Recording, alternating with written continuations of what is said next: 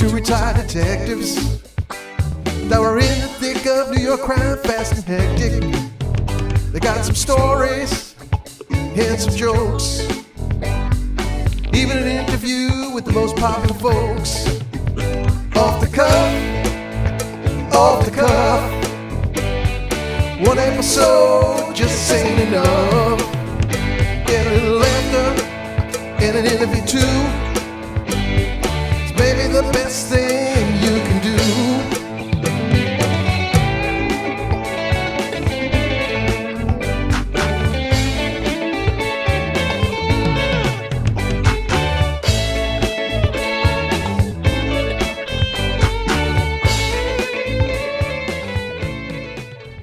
You know, Chazz, one of the things that I know about you, and it was very attractive to me, was that I know you're such a huge supporter of the NYPD. And we really appreciate that because, absolutely, you know, in the last year and a half, police have been bashed all over this nation. And when, especially someone in showbiz backs the police, you're aces in my book. Well, I appreciate that. I was just the Grand Marshal for the NYPD for the Columbus Day Parade for the NYPD, and you know, it was a really great honor. I loved it. You know, I know Commissioner Shea and all the chiefs there, and I mean, I don't get it. I really don't understand how you cannot support the police. I don't understand it, because without law and order, you have nothing. When I dial 911, you know, who's coming? You know, somebody's coming to help me. God forbid I need help. You know. Right, so, you don't want a social worker.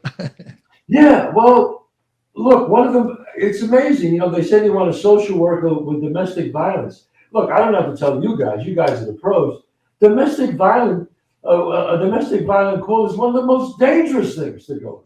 There you go. This man pays attention. I love it. I love it. That's one of the most dangerous. That's worse than a bank robbery almost. I mean, that was day one in the police academy for me. The first thing out of the instructor's mouth, we settled in. First thing he said, what do you guys think the most dangerous call you can go on today? And everybody was throwing all these. Number one, domestic violence, most likely to an officer to be injured. So you hit the nail right on the head, Chazz. Yeah, because it's passion, and they're not dealing with their senses. Their drugs could be involved. It's just a crime of passion.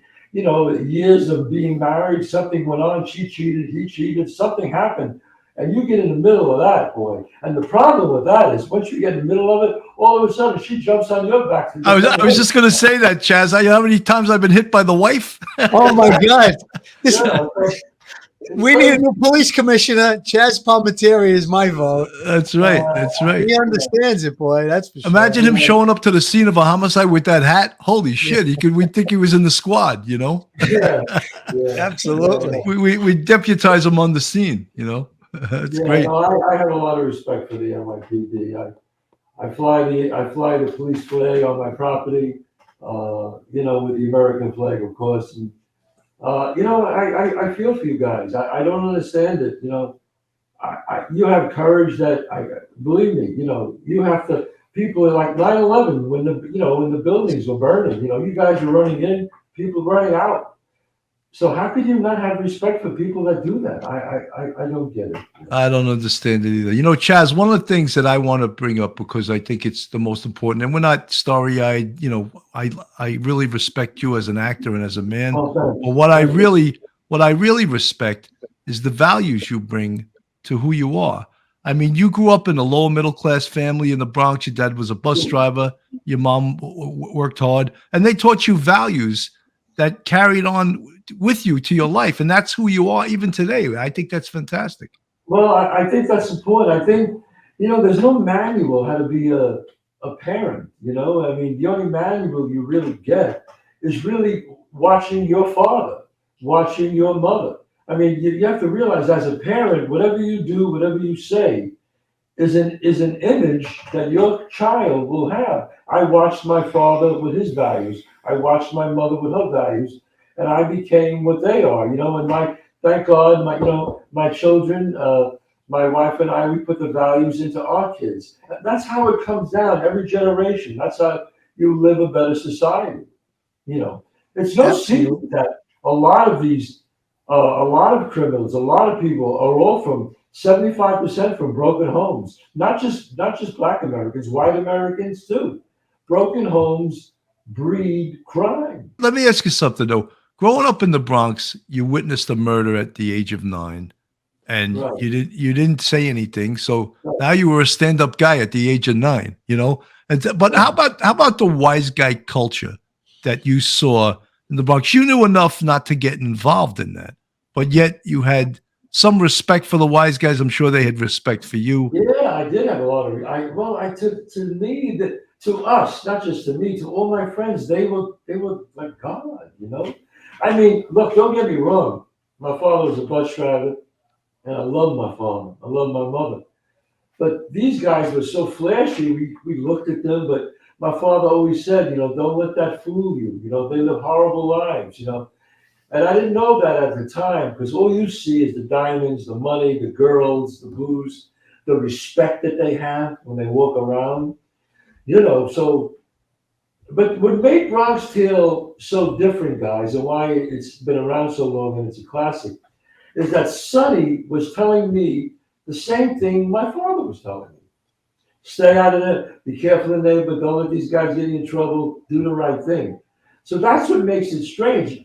Goodfellas, one of the great movies of all time, they wanted the kid to be bad. But in Bronx Tale, the father and Sonny said the same thing. It's just that who Sonny was bothered the father. The father said, you will be influenced by him, no matter what you think or say.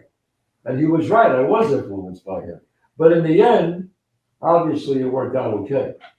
You know, I watched some of the Michael France's interview with you. I didn't want to watch too much because I don't want to ask the same questions he asks of you.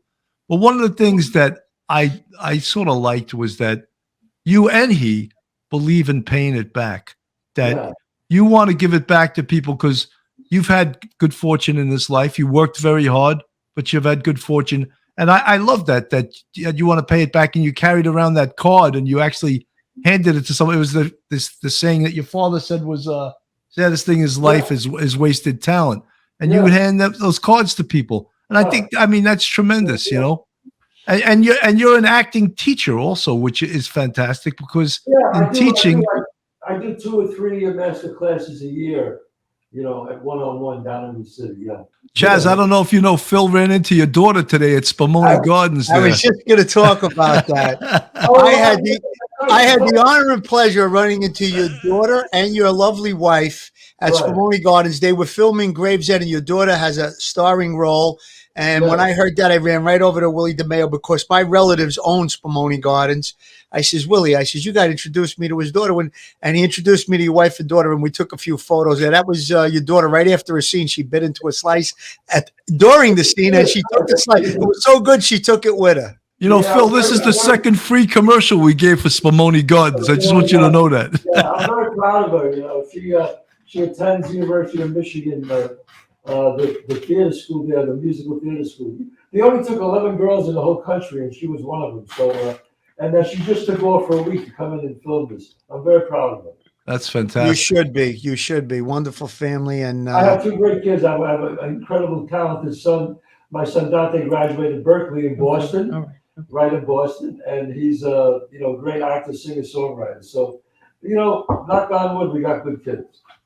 Well, a lot of work, hard work goes into that because I have 3 daughters myself, and I know my wife and I put a lot of work into their educations and all of that. And my oldest daughter's in grad school now. My middle one's in 3rd year in college out in Staten Island and Wagner. And my youngest one is a senior in high school. I think she's going to wind up taking numbers on 18th Avenue. I got to get her back on track a little bit, but we're working on her. You know, Chazz, I got to meet one of your good friends today too, Sandy Blue Eyes. What a guy. I watched the podcast with him. Oh my God, what a character with the grass. And oh my God, I love him. This is a character of characters. I'm going, I sincerely, I have to put you on my podcast. I have to put you on TikTok because people do not, but this is him. This is not a joke. Right. It's a beautiful sunny day. He's saying he's at my home. We're having a barbecue. He goes, I got to go drive back to Long Island. I go, That's an hour and a half ride. Why you gotta go back to Long Island? I gotta cut my grass. Wait. He goes, no, I cut my grass every 2.5 days. Yeah. Every 2.5 days? Yeah, you got to see my grass. It's like a rug. I go, Sandy, what? No, you don't understand. This way, if it's too long, the seeds, they can't get in the water. I mean, this is legit, this guy. Yeah. Wait, the best is the mailman won't walk on his lawn. The guy that delivers the mail got to walk around.